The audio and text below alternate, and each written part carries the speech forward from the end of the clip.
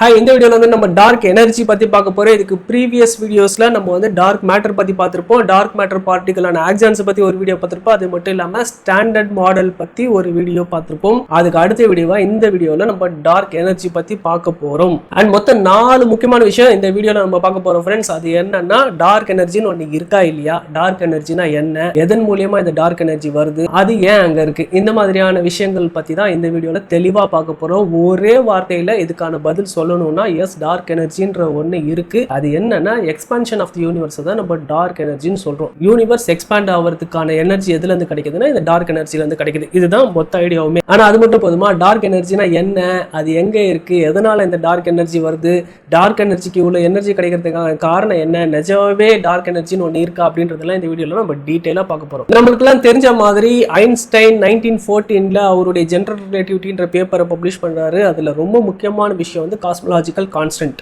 இது என்ன சொல்ல வருதுன்னா யூனிவர்ஸ் எக்ஸ்பாண்ட் ஆகிட்டு இருக்கு அப்படின்றது அந்த ஜெனரல் ரிலேட்டிவிட்டியில் இருக்கக்கூடிய ஈக்குவேஷன் சொல்லுது.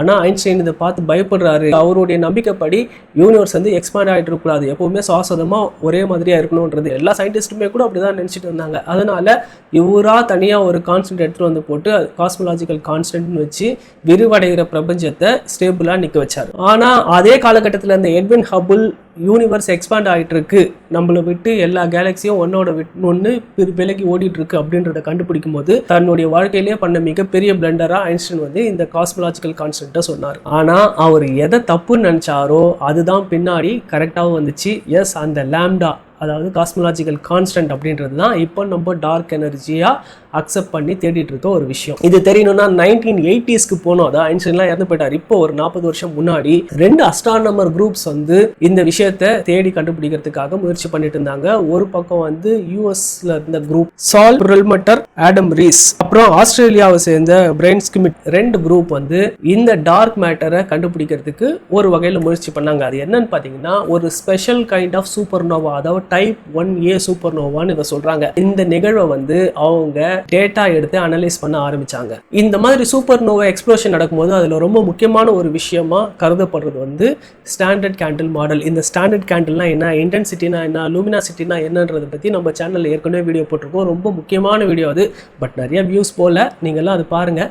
அது பார்த்தீங்கன்னா உங்களுக்கு அஸ்ட்ரானமியில் இந்த மாதிரி டேர்ம்ஸ் எல்லாம் ரொம்ப ஈஸியாக புரியும். ஸோ இந்த டைப் 1A சூப்பர்னோவா எக்ஸ்ப்ளோஷன் படி இந்த ஸ்டாண்டர்ட் கேண்டில் மாடலில் ஒரு 2 ஸ்டார் எடுத்துப்போம். 2 ஸ்டார் வேற வேற தூரத்தில் இருக்குன்னு வச்சுப்போம். அப்போது அது வெளியிடுற அந்த இன்டென்சிட்டி, அந்த வெளிச்சம் வந்து பூமியில் இருக்கிற நம்மளுக்கு ஒரே மாதிரியா தெரியும்? நிச்சயமாக கிடையாது. தூரம் ஜாஸ்தியாக இருக்கிறதுனால எது தூரம் ஜாஸ்தியாக இருக்கோ அதனுடைய வெளிச்சம் கம்மியாக வரும், கிட்ட இருக்கிறதுக்கான வெளிச்சம் ஜாஸ்தியாக வரும். ஆனால் கிட்ட இருக்கிற நட்சத்திரம் சின்னதாக இருக்கு வச்சுப்போம், தூரமாக இருக்கிற நட்சத்திரம் ரொம்ப பெருசாக இருக்குன்னு வச்சுப்போம். அப்போ கிட்ட இருந்து வரதும் ஒளி கம்மியாக தான் வரும், தூரத்துல இருந்து வர்றது ஜாஸ்தியா இருக்கும். ஸோ இந்த கன்ஃபியூஷன்ஸ்லாம் இருக்கக்கூடாதுன்னு சொல்லி எல்லாத்தையும் ஒரே இடத்துல வச்சு ஒரே தூரத்துல இருந்து அது எவ்வளவு இன்டென்சிட்டி வருது அப்படின்றது, எவ்வளவு லூமினாசிட்டி வருது அப்படின்றதெல்லாம் கண்டுபிடிக்கும் போது இந்த பிரச்சனையை நம்ம தவிர்க்கலாம். அப்போ அதை வச்சுக்கிட்டு எவ்வளோ எனர்ஜி ஒரு ஸ்டார் வெளியே விடுறது, இந்த மாதிரியான கால்குலேஷன்ஸ்லாம் இருக்குது. இதை பற்றி தான் நான் ஏற்கனவே ப்ரீவியஸாக வீடியோ போட்டிருக்கேன்னு சொன்னேன். அது போய் பார்த்தீங்கன்னா உங்களுக்கு புரியும். இதில் நம்மளுக்கு தெரிஞ்சுக்க வேண்டியதில் இந்த ஸ்டாண்டர்ட் கேண்டில் மாடலை யூஸ் பண்ணி இந்த டைப் 1A சூப்பர்னோவா எக்ஸ்ப்ளோஷனை அவங்க அனலைஸ் பண்ணுறாங்க. இப்படி பண்ணும்போது அது கிட்ட இருந்து நமக்கு வர அந்த ஒளி இருக்குல்ல, அது ரெட் ஷிஃப்ட் ஆகி வரும். ரெட் ஷிஃப்ட்னா என்னன்னு உங்களுக்குலாம் தெரிஞ்சிருக்கும். அதனுடைய அலைநீளம் வந்து ப்ளூல இருந்து ரெட்டுக்கு மாறுது. அப்போ இந்த ரெட்டுக்கு மாறுதுன்னா என்ன அர்த்தம்னா அது நம்மளை விட்டு விலகி போகுதுன்னு அர்த்தம். எவ்வளோ ரெட்டுக்கு மாறி இருக்கு, அதனுடைய அலைநீளம் எவ்வளோ ரெட் ஷிஃப்ட் ஆயிருக்குன்றதை கண்டுபிடிச்சா நம்ம அது எவ்வளோ வேகமாக விலகி போகுது அப்படின்றத நம்மளால கண்டுபிடிக்க முடியும். ஆனால் இதுக்கு முன்னாடியே ஹபிள்ஸ் கான்ஸ்டன்ட்னு ஒன்று ஹபிள் கண்டுபிடிச்சிட்டாரு. அதாவது இந்த யூனிவர்ஸில் இருக்கிற எல்லா விஷயமும் எவ்வளோ விலகி போகுது அப்படின்றதுக்கான அந்த கால்குலேஷன். இப்போ இந்த ரெட் ஷிஃப்ட் எடுத்துக்கிட்டா மொத்தம் 3 டைப் அதில் இருக்கு. எல்லாமே ஒரே மாதிரியான ரெட் ஷிஃப்ட் கிடையாது. நான் இங்கே சொல்றது வந்து காஸ்மோலாஜிக்கல் ரெட் ஷிஃப்ட்டை பற்றி சொல்கிறேன். இது இல்லாமல் வேற 2 டைப்பும் இருக்கு. இதனுடைய கால்குலேஷன்ஸும் நான் தனித்தனியாக போட்டு வச்சிருக்கேன். ஐ திங்க் குவாண்டம் லெவலில் ஒரு ரெட் ஷிஃப்ட் இருக்கு, ஃபோட்டான் லெவலில் வரும். அண்ட் அது இல்லாமல் நார்மலாக நம்ம ஸ்பெஷல் ரிலேட்டிவிட்டியில் யூஸ் பண்ணுற ஒரு ரெட் ஷிஃப்ட் ஒன்று இருக்கு. அது இல்லாமல் நான் இப்போ இந்த ஸ்டாண்டர்ட் கேண்டில் மாடலில் சொல்கிற கூட காஸ்மோலாஜிக்கல் ரெட் ஷிஃப்ட், மூணுத்தையும் ஒன்னோட கன்ஃபியூஸ் பண்ணிக்கூடாது. மூணும் ஒரே ஐடியாவில் இருக்கக்கூடிய வேற வேற விஷயங்கள். அப்போ இந்த காஸ்மோலாஜிக்கல் ரெட் ஷிஃப்ட்டுக்கு என்ன அர்த்தம்னு பார்த்தீங்கன்னா அந்த பொருள் நம்மளை விட்டு தூரமாக போகுது அப்படின்றத விட நமக்கும் அந்த பொருளுக்கும் அந்த கேலக்சிக்கும் இடைப்பட்ட அந்த space or space and time வந்து விரிவடைஞ்சிட்டு போகுது. நாம அந்த பொருள் ஆர் அந்த கேலக்சி வந்து நம்மளை விட்டு விலகி போறதா நினைக்க தோணுது. இந்த ரெட் ஷிஃப்ட்னால இவ்வளோ நேரத்தில், அதாவது அந்த சூப்பர்னோவா எக்ஸ்ப்ளோஷன் எப்போ நடந்ததுக்கு அப்படின்றத அந்த டிஸ்டன்ஸ் வச்சு கண்டுபிடிச்சிடலாம். ஏன்னா வெலாசிட்டி ஆஃப் லைட் வந்து கான்ஸ்டன்ட். ஸோ அந்த டிஸ்டன்ஸ் கண்டுபிடிக்கும் போது ஒளி நம்மளை வந்து அடையறதுக்கு இவ்வளோ நாள் ஆயிருக்குன்னா அப்போ அதுக்கு முன்னாடி அந்த இடத்துல அந்த சூப்பர்னோவா எக்ஸ்ப்ளோஷன் நடந்திருக்கணும். ஆனால் அந்த எக்ஸ்ப்ளோஷன் நடந்து நம்மளுக்கு இப்போ இந்த ரெட் ஷிஃப்ட் ஆகி வந்ததுன்னா நடுவில் இந்த ஸ்பேஸ் எவ்வளவு விரிவடைஞ்சு இருக்கும் அப்படின்றத நம்மளால கால்குலேட் பண்ணி கண்டுபிடிக்க முடியும். இது கண்டுபிடிச்சதுனால தான் அந்த சயின்டிஸ்டுக்கு நோபல் பிரைஸ் கிடைச்சது. இந்த ஸ்பேஸ் அண்ட் டைம் விரிவடையுது இல்ல, இதுக்கான எனர்ஜின்னு ஒன்று இருக்கணும்ல. இந்த எனர்ஜி தான் நம்மள அந்த பொருளை விட்டு தூரமா விலக வைக்குது, ஆர் நம்ம கிட்ட இருந்து அந்த பொருளை தூரமா விலக வைக்குது. இந்த எனர்ஜிக்கு பேர் தான் டார்க் எனர்ஜி. அப்ப இந்த எனர்ஜி எங்க இருந்து வருது அப்படின்ற கேள்விக்கான பதில் வந்து மேபி இது ஸ்பேஸ் அண்ட் டைம் உடைய ஒரு இன்ஹரண்ட் ப்ராப்பர்ட்டியா இருக்கலாம். இன்ஹரண்ட் ப்ராப்பர்ட்டினா அதுக்குள்ளேயே இருக்கக்கூடிய பண்புகளா இந்த விஷயங்கள் இருக்கலாம். அதனாலதான் இந்த டார்க் எனர்ஜியை வந்து நம்மளுடைய ஸ்பேஸ்ல வந்து கிட்டத்தட்ட 70% வந்து ஆக்கிரமிச்சிட்டு இருக்கு. ஏன்னா உங்களுக்கு எல்லாம் முன்னாடியே தெரியும், நாம பார்த்துட்டு இருக்க இந்த நார்மல் பேரியானிக் மேட்டர்ன்றது வெறும் 5% மட்டும்தான். இந்த பேரியானிக் மேட்டர் எப்படி 5%ன்றதை பத்தி கூட நம்ம ஒரு வீடியோ போட்டிருக்கோம். ஸோ இந்த 70% இந்த டார்க் எனர்ஜி மொத்தமா இருக்கிறதுக்கு காரணமே ஸ்பேஸினுடைய இன்ஹரண்ட் ப்ராப்பர்ட்டியா இந்த டார்க் எனர்ஜி இருக்கு அப்படின்றது ஒரு வாதம். அப்ப இந்த டார்க் எனர்ஜியை கண்டுபிடிக்கிறதுக்கு என்னெல்லாம் வழி இருக்கு அப்படின்னு பாத்தீங்கன்னா, ரொம்ப முக்கியமான ஒரு விஷயம் வந்து யூனிவர்ஸினுடைய கிரிட்டிக்கல் டென்சிட்டியை கண்டுபிடிக்கிறது. ஏன்னா டார்க் எனர்ஜி வந்து காஸ்மோலாஜிக்கல் ரெட் ஷிஃப்ட் கூட சம்பந்தப்பட்டதுன்னு சொன்னேன். அதாவது பிரபஞ்சம் விரிவடையுதுன்னா அந்த பிரபஞ்சம் விரிவடைகிறதுக்கான அந்த எனர்ஜியை கொடுக்கிறது. அப்போ நமக்கும் அந்த இன்னொரு கேலக்சிக்கும் இடைப்பட்ட ஸ்பேஸ் எவ்வளவு விரிவடைஞ்சிட்டு போகுது அப்படின்றது தெரிஞ்சுக்கிறது. இந்த பிரபஞ்சம் விரிவடைஞ்சிட்டு இருக்கு, நமக்கும் அந்த கேலக்சிக்கும் இடைப்பட்ட அந்த ஸ்பேஸ் விரிவடையுது அப்படின்னா நிச்சயமா அந்த கிரிட்டிக்கல் டென்சிட்டி அந்த இடத்துல குறையும். ஏன் கிரிட்டிக்கல் டென்சிட்டின்றது என்னது? சப்போஸ் ஒரு கியூபிக் சென்டிமீட்டர் எடுத்துப்போம், அதுக்குள்ள எவ்வளவு விஷயங்கள் இருக்குன்றது தான் கிரிட்டிக்கல் டென்சிட்டி. அப்போ இதை கண்டுபிடிக்கலாம் அப்படின்னு சொல்லி கண்டுபிடிச்சா அங்கேயும் ஒரு முக்கியமான பிரச்சனையை நம்ம ஃபேஸ் பண்ண வேண்டியதா போச்சு. அது என்னன்னு பாத்தீங்கன்னா கசிமீர் எஃபெக்ட். இதை ரெண்டு வகையா நம்மளால கண்டுபிடிக்க முடியும். ஒன்னு தியரிட்டிக்கலா கண்டுபிடிக்கிறது, இன்னொன்னு பிராக்டிக்கலா போய் எக்ஸ்பெரிமெண்ட் செஞ்சு கண்டுபிடிக்கிறது. தியரிட்டிக்கலா கண்டுபிடிக்கும் போது நமக்கு வர வேண்டிய ஆன்சர் எவ்வளோன்னா 10⁻120. ஆனால் நம்மளால் எக்ஸ்பெரிமெண்டல் வேல்யூவாக கண்டுபிடிக்க முடிஞ்சது எவ்வளோ தெரியுமா? Critical density 0.75. நீங்கள் ரஃபா அது 1ன்னு கூட வச்சுக்கோங்க. இப்போது நம்மளால் கண்டுபிடிக்க முடிஞ்சது வெறும் 1 தான் இருக்குது. ஆனால் எவ்வளோ இருக்கணும்? 10⁻120 இருக்கணும். ஒரு டிஃப்ரென்ஸ் வந்து அப்ராக்சிமேட்டாக 10⁻120 டிஃப்ரென்ஸ். இவ்வளோ வேல்யூ டிஃப்ரென்ஸ் வருது. இதுக்கான காரணம் என்னன்னு யாருக்குமே தெரியாது. கசிமீர் எஃபெக்ட் ஏன் வருது, ஏன் நம்மளால அந்த தியரிட்டிக்கல் வேல்யூக்கு கிட்ட கூட போக முடியல அப்படின்றது நம்ம யாருக்கும் தெரியல. அதனால தான் இந்த வேக்யூம் எனர்ஜி வந்து கிரேட்டஸ்ட் மிஸ்மேட்ச் அப்படின்னு சொல்லி சொல்றாங்க. ரெண்டாவது விஷயம், இது வந்து குவாண்டம் ஃப்ளக்சுவேஷனால ஏற்பட்டிருக்கலாம் அப்படின்ற ஒரு ஐடியா இருக்கு. இந்த டார்க் எனர்ஜியை பொறுத்த வரைக்கும் இதை கண்டுபிடிக்கிற அந்த நேரத்தில் வந்து குவாண்டம் மெக்கானிக்ஸ்லாம் பெரிய அளவில் வரல இல்லையா?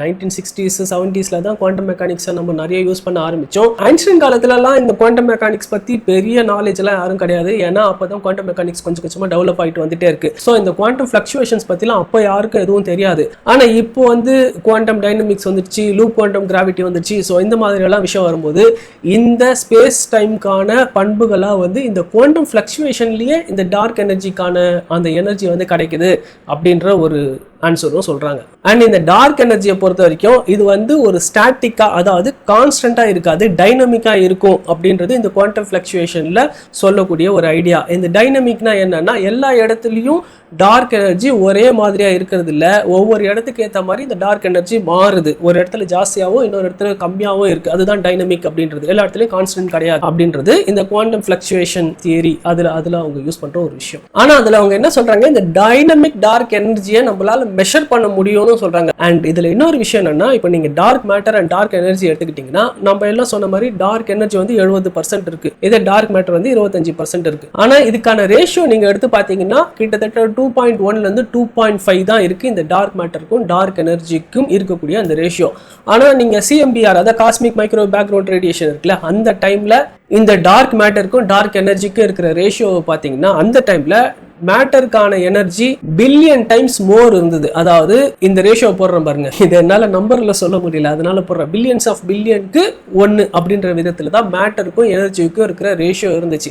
ஆனா இப்போ அது அப்படியே மாறி 2.1 இருந்து 2.5 வரைக்கும் இந்த ரேஷியோ வந்திருக்கு. அண்ட் நான் முன்னாடியே சொன்ன மாதிரி நம்மளுடைய ஸ்பேஸ் வந்து எக்ஸ்பாண்ட் ஆகிட்டே போகும்போது நம்மளுடைய கிரிட்டிக்கல் டென்சிட்டி, அதாவது ஒரு கியூபிக் சென்டிமீட்டருக்கு எடுத்துப்போமே, அப்படி எடுக்கும்போது நம்மளுடைய ஸ்பேஸ் இன்க்ரீஸ் ஆகிட்டே போறதுனால இந்த கிரிட்டிக்கல் மாஸ் டென்சிட்டி டென்சிட்டி வந்து டார்க் மேட்டருக்கு கம்மியாயிட்டே போகும். ஏன்னா எல்லாமே விரிவடைஞ்சிட்டே போகுது. அப்போ மேட்டர்ன்றது ஒரு கியூபிக் சென்டிமீட்டர்ல விரிவடைஞ்சிட்டே போறதுல கம்மியா தான் இருக்கும். அப்போ இந்த ரேஷியோ ஃபியூச்சர்ல இன்னும் மாறிட்டே இருக்கும். ஆனா டார்க் எனர்ஜின்றது இந்த 70% அப்படியே மெயின்டைன் ஆயிட்டே இருக்கு. அப்போ இந்த ரேஷியோ மாறும்போது ஃபியூச்சர்ல இந்த 70-25-5ன்றது இந்த 70க்கும் 25க்கும் இருக்கிற ரேஷியோ டிராமாட்டிக்கா வேற மாதிரியா கூட மாறலாம். அப்படி மாறும்போது இது டைனமிக் டார்க் எனர்ஜி தான் அப்படின்றது அவங்க வைக்கிற வாதமா இருக்கு. அண்ட் இந்த குவாண்டம் ஃபிளக்சுவேஷன்ல இந்த குவிண்டசன்ஸ் பார்ட்டிகல், அதாவது டார்க் எனர்ஜினுடைய பார்ட்டிகலை இந்த குவிண்டசன்ஸை வச்சு அப்ப அந்த குவிண்டசன்ஸ் பார்ட்டிகளுக்கு என்ன மாதிரியான பண்புகள்லாம் இருக்குன்னு பாத்தீங்கன்னா அது நெகட்டிவ் எனர்ஜில இருக்குன்ற அளவுக்கு கண்டுபிடிச்சிருக்காங்க.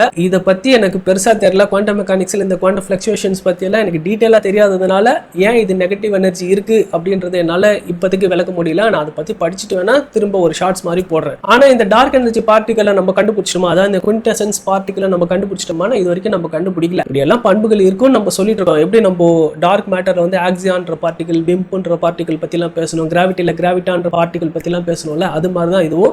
பட் இதை நம்மளால கண்டுபிடிக்க முடியல, இது வரைக்கும் கண்டுபிடிக்கல. அண்ட் நம்மளுக்கு இது வரைக்கும் கிடைச்சிருக்க டேட்டா வச்சு பார்க்கும்போது டார்க் எனர்ஜி அப்படின்றது கான்ஸ்டன்டா தான் இருக்கே தவிர டைனமிக்கா இல்ல. எல்லா இடத்துலயுமே கிட்டத்தட்ட 70% தான் வருது. எல்லா இடத்துலயும் இந்த ரேஷியோன்னு எடுத்து பார்க்கும்போது 2.1 இருந்து 2.5 தான் அந்த ரேஷியோ இருக்கு.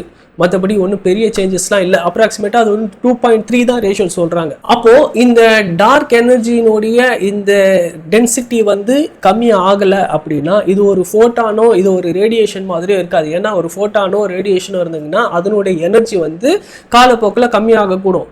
ஆனால் இந்த டார்க் எனர்ஜி இது இந்த ரேஷியோ அப்படியே மெயின்டைன் ஆகிட்டு இருக்கிறதுனால இது 70% தான் இருக்குன்றதுனால இது வந்து ஒரு பார்ட்டிக்கலாக எடுத்துகிட்டு வர முடியாது, இது ஒரு பார்ட்டிக்கலாக இருக்கிறதுக்கான வாய்ப்புகள் கம்மி அப்படின்ற ஆர்குமெண்ட் தான் போயிட்டு இருக்கு. ஆனாலும் இந்த டார்க் எனர்ஜிக்கு எப்படி இவ்வளோ ஒரு எனர்ஜி கிடைக்குது அப்படின்னு பார்த்தா எல்லா கியூபிக் சென்டிமீட்டருக்கும் நம்மளோட யூனிவர்ஸ் வந்து ரொம்ப பெருசு. அதனுடைய ஒவ்வொரு கியூபிக் சென்டிமீட்டருக்குமே இதனுடைய எனர்ஜின்றது இருக்கு. ஸோ குமுலேட்டிவாக எடுத்து எல்லா எனர்ஜியும் மொத்தமாக எடுத்து பார்க்கும்போது இது ஒரு மேசிவான பெரிய எனர்ஜியாக கிட்டத்தட்ட 70% இந்த யூனிவர்ஸ் ஆக்கிரமிச்சிட்டு இருக்க ஒரு எனர்ஜியா இருக்கு. அடுத்த விஷயம் என்ன சொல்றாங்க, இந்த டார்க் எனர்ஜி அப்படின்னே ஒண்ணு கிடையாது, நம்ம தப்பான ரூட்ல போயிட்டு இருக்கோம், தப்பான ரூட்ல போறதுனால நம்ம தப்பான விஷயத்தை கண்டுபிடிச்சிட்டு இருக்கோம் அப்படின்றது ஒரு ஆர்குமெண்ட். இது வந்து மெஜாரிட்டியா இருக்கிற சயின்ஸ் கம்யூனிட்டி சொல்லல, ஆனா ஒரு சிலர் இந்த ஆர்குமெண்ட்டை வைக்கிறாங்க. உதாரணத்துக்கு சுபீர் சரிகார் அப்படின்ற ஒரு ஆக்ஸ்போர்ட் ப்ரொஃபஸர் ஒருத்தவர் இதை பத்தின ஆர்குமெண்ட் எடுத்து வைக்கிறார். அவர் என்ன சொல்றாரு, அந்த டைப் 1A சூப்பர் நோவா எக்ஸ்ப்ளோஷனை பத்தி சொன்னார்ல, இந்த எக்ஸ்ப்ளோஷன் வந்து ஸ்டாட்டிஸ்டிக்கல் லெவல்ல 3 சிக்மா தான் இருந்துச்சு, ஆனா நம்மளுக்கு வந்து எப்பவுமே 5 சிக்மா இருக்கணும். ஸோ இந்த 2 சிக்மா குறையிறதுனால இதை வந்து நம்மளால அக்செப்ட் பண்ணிக்க முடியாது அப்படின்ற ஒரு ஆர்குமெண்ட் வைக்கிறாரு. இது ஓரளவுக்கு ஒத்துக்கொள்ளக்கூடிய ஆர்குமெண்ட் தான். இந்த 5 சிக்மானா என்ன, 3 சிக்மானா என்னன்னு தெரியணும்னா நீங்க ஸ்டாட்டிஸ்டிக்ஸ் உங்களுக்கு தெரிஞ்சிருக்கணும். என்னுடைய மெம்பர்ஷிப் விஷயத்துல வந்து நான் வந்து மேத்தமேட்டிக்ஸ் சொல்லித்தரேன். அண்ட் மேத்தமேட்டிக்ஸ் கூட astronomy, astrophysics and statistics, particularly statistics for data science எல்லாம் சொல்லித்தரேன். அதில் வந்து இந்த சிக்மா பற்றின விஷயம்லாம் ரொம்ப டீட்டெயிலாக வரும். உங்கள் யாருக்காவது இதை பற்றி தெரிஞ்சுக்கணும்னா கீழே இருக்க மெயில் ஐடிக்கு மெயில் பண்ணுங்க. அண்ட் இவர் சொல்லக்கூடிய இன்னொரு விஷயம் என்னன்னா, அன்இவன் மேட்டர் டிஸ்ட்ரிபியூஷனை பற்றி இந்த ரிசர்ச் பண்ணாங்களே type 1A supernova explosion, அவங்க வந்து இதை கன்சிடர் பண்ணவே இல்லை அப்படின்னு சொல்றாரு. அப்படி அது என்னன்னா, சப்போஸ் நம்மளுடைய மில்கி வே கேலக்ஸி இருக்கு, பக்கத்தில் ஆண்ட்ரோமேடா கேலக்ஸி இருக்கு. இப்போ மில்கி வேவும் ஆண்ட்ரோமேடாவும் ஒன்னு நோக்கி வந்துட்டு இருக்கு. ஒரு காலத்தில் இது ரெண்டும் கொலைட் ஆகும்னு சொல்றாங்க. ஆனால் எக்ஸ்பேண்டிங் யூனிவர்ஸை பற்றி பேசுறோம், அதாவது ஒன்று விட்டு ஒன்று விலகி போகுது அப்படின்ற ஒரு விஷயத்தை பற்றி பேசுறோம். ஆனால் லோக்கல்ல பார்த்தீங்கன்னா ஒன்னோட ஒன்று கிட்ட வந்துட்டு இருக்கு. அப்போ மில்கி வே கேலக்ஸி ஆண்ட்ரோமேடா கேலக்ஸி கூட கிட்ட வந்துட்டு இருக்கும் போது நீங்க அங்கிருந்து மெஷர் பண்ணி எக்ஸ்பேண்டிங் யூனிவர்ஸ் பத்தி கண்டுபிடிக்கும் போது நேச்சுரலா உங்களுடைய கால்குலேஷன்ல தப்பு இருக்கதானே செய்யும். அப்ப அந்த தப்பை நீங்க சரி பண்ணவே இல்லை, அப்படியே நீங்க மெஷர் பண்ணி நீங்க 3 சிக்மான்ற வேல்யூக்கு கார்லேட் ஆகிற மாதிரி ஒரு விஷயத்தை கண்டுபிடிச்சு டார்க் எனர்ஜின்ற ஒரு விஷயம் இருக்குன்னு சொல்றது எந்த விதத்துல ஒத்துக்க முடியும் அப்படின்னு சொல்லி அவர் கேட்கிறாரு. ஆனா இதை ஒத்துக்காதவங்க என்ன சொல்றாங்க தெரியுமா, நீங்க சொல்றதெல்லாம் கரெக்ட் தான், ஆனா இந்த 3 சிக்மா கார்லேஷன் தான் இருக்கு அப்படின்றது அவர் தான் கண்டுபிடிச்சு சொல்லல, அது மற்ற சயின்டிஸ்டுக்கும் தெரியும். இன்ஃபேக்ட் அந்த நோபல் பிரைஸ் வாங்கின சயின்டிஸ்ட்கே தெரியும் இது 3 சிக்மா தான் இருக்குன்னு சொல்லி. பட் ஸ்டாட்டிஸ்டிக்கல் லெவல்ல 3 சிக்மான்றது எவ்வளோ வரும் தெரியுமா, அந்த கான்ஃபிடன்ஸ் இன்டர்வல் அப்படின்றது 99.7. இதுவே 2 சிக்மான்னு எடுத்துக்கிட்டீங்கன்னா 95%, 3 சிக்மா வந்து 99.7%, 5 சிக்மானா 99.99997%. 3 சிக்மானாலே கிட்டத்தட்ட 99.7%. அப்போ எவ்வளோ டிஃப்ரென்ஸ் இருக்குன்னு பார்த்தீங்கன்னா 0.3% தான் தப்பாக போகிறதுக்கான சான்சஸ் இருக்குது. ஸோ இது அக்செப்ட் பண்ணிக்கலாம்ல, அந்த அளவுக்கு ஒன்றும் இது மோசம் கிடையாது. அண்ட் இந்த சூப்பர் நோவா எக்ஸ்ப்ளோஷன் நடந்துச்சுல, இந்த சூப்பர் நோவா எக்ஸ்ப்ளோஷன் வச்சு நம்ம கால்குலேட் பண்ணும்போது நம்ம யூனிவர்ஸில் இருக்கக்கூடிய மொத்த டார்க் எனர்ஜி எவ்வளோ இருக்குன்றதை கால்குலேட் பண்ணால் ஆல்மோஸ்ட் 70% வருது. இந்த டேட்டாவை தான் நம்ம முன்னாடியே வச்சிருந்தோம். இந்த சூப்பர் நோவா எக்ஸ்ப்ளோஷனுக்கு முன்னாடியே இந்த யூனிவர்ஸில் டார்க் எனர்ஜின்றது 70% இருக்கணும் அப்படின்றது நம்ம கால்குலேட் பண்ணி வச்சிருந்தோம். இப்போ இந்த சூப்பர் நோவா எக்ஸ்ப்ளோஷனுக்கு அப்புறமும் பார்த்தாலும் இது 70% தான் வருது. ஸோ இது ஒன்று பார்த்தாதா நம்ம வந்து டார்க் எனர்ஜின்ற ஒரு விஷயம் இருக்கிறத அக்செப்ட் பண்ணிக்கிறதுக்கு. அண்ட் இந்த ஒரு சூப்பர் நோவா எக்ஸ்ப்ளோஷன் கிடையாது, மற்ற சில டேட்டாஸ் எடுக்கும் போது கூட நம்மளுக்கு கிடைச்சிருக்க விஷயங்கள் எல்லாமே இதை தான் சொல்லுது. உதாரணத்துக்கு எல்லா விஷயத்தையும் நம்ம எடுத்து கன்சிடர் பண்ணி பார்க்கும்போது நம்மளுடைய யூனிவர்ஸினுடைய வடிவம் வந்து 4 டைமென்ஷனில் ஃப்ளாட்டாக இருக்கும் அப்படின்றது நோக்கி தான் போயிட்டுருக்கு. யூனிவர்ஸினுடைய வடிவம் என்ன இருக்கும் அப்படின்றத பற்றியே நான் ஒரு வீடியோ போட்டிருக்கேன். அதுக்கான ஈக்குவேஷன்லாம் இருக்குது. வேணும்னா நீங்கள் அந்த வீடியோவை போய் பாருங்கள். நான் உங்களுக்கு ஐ பட்டனில் தரேன், இல்லை டிஸ்கிரிப்ஷனில் அதுக்கான லிங்க் தரேன். இல்லைன்னா என் சேனலில் போய் நீங்கள் தேடி பார்த்தீங்கனாலே உங்களுக்கு அந்த வீடியோ கிடச்சிரும். அதை பார்க்கும்போது இதனுடைய எக்ஸ்டெண்டட் வெர்ஷனாக அது இருக்கும், இன்னும் கொஞ்சம் ஐ ஓப்பனராக உங்களுக்கு இருக்கும், நிறைய விஷயங்கள் உங்களுக்கு புரியும். ஸோ டார்க் மேட்டர், டார்க் எனர்ஜினா என்னன்றது இந்த ஒரு 3-4 வீடியோஸில் உங்களுக்கு கிளியராக புரிஞ்சிருக்கும்னு நினைக்கிறேன். வேறு என்ன விஷயம் பற்றி உங்களுக்கு வீடியோ வேணுன்றதையும் சொல்லுங்கள். அடுத்த வீடியோவில் மீட் பண்ணுறேன். Until then by.